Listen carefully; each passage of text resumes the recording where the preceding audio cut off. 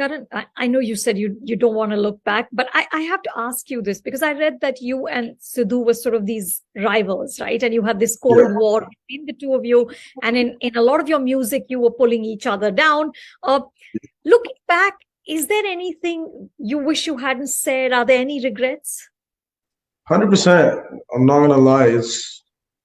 It was not necessary to do all those things back then. If you look at it, all that happening to Sidhu and his family just changed my perspective of looking at life and doing everything. Like all these beefs, all that stuff. It doesn't make sense. It doesn't mean anything. But honestly, nobody knows, but I would like to tell you in this interview, and I feel like people need to know. Uh, After 29th of May, I talked to Sidhu's dad. I called him, and he gave me blessings. He told me take care of yourself, and I just wanted to apologize that I couldn't be there, and I just wanted to, you know, just talk to him. I honestly called him, told him I don't know what to say to you, but honestly, I'm your second son. If you ever need anything from my side, please know I'm here. That's all I could say. And honestly, if they ever need me, I'll be there. I'm not just saying it. And before Sidhu passed away, I talked to him on the phone and we cleared stuff up. It gave me a little bit of relief. No one knows this other than his family, but I would just like to address it. Like we talked and he just said like it was just the people in middle making all these things worse. But after when I talked to him and after all that stuff happened, like it was all good in between us. And then stuff happened and I just couldn't even, I didn't know what I was gonna say, but just, tell him Just I'm speak here. out. Yeah, Yeah, yeah. honestly, I've never been so shook in my life, even after all that stuff happened, because it was just not like it was not good. Yeah. There's been such a long history of violence, right?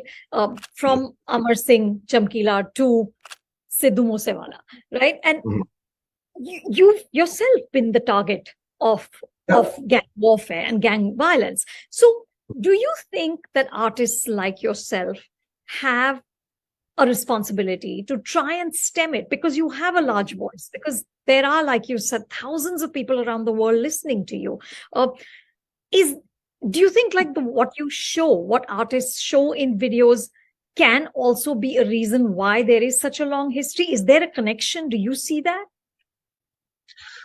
To be honest, this is a really hard one because I try to judge all this. Like I've been through, I've been in the situation for 4.5, 5 years where I've been trying to, extort and, my house getting shot at. And most of the people don't know my house probably got shot at 5 times. Like it's in the Canadian, like I did reports everywhere, but I don't talk about it too much because I don't want to look back at it. But whatever happened, I feel like, yeah, it's my mistakes too, because I, tried to maybe portray myself like that, like I'm one of the tough ones. But maybe I was because everybody, but at the other page, I look at it like everybody else is doing it too. So why just me? And then whatever Sidhu went through, his family went through, I can't even explain you how that made me feel. Because I was like, okay, getting your house shot at, you're still alive. But now this has crossed everything. Like this is becoming a deal. So you gotta, basically think about what you do. If I be honest with you, I don't even feel like coming to India, but it's my motherland. I want to see my house because nobody knows what's happening behind the scenes. There's so much stuff. And sometimes you want to talk about issues. Sometimes why didn't I talk about this in any other interview? Like this happened to me, that happened to me, never went live because there's so many people and so much stuff happening behind the scenes that your voice will get shut down. You'll ask for more problems basically if you speak about it.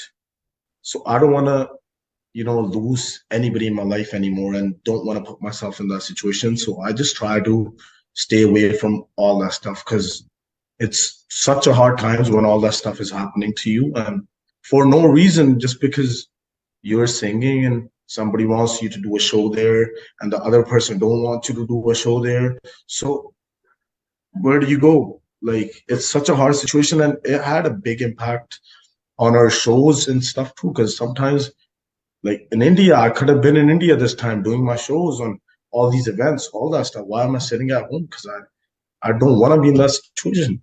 And honestly, I don't know who to ask for help. I'll be honest with you.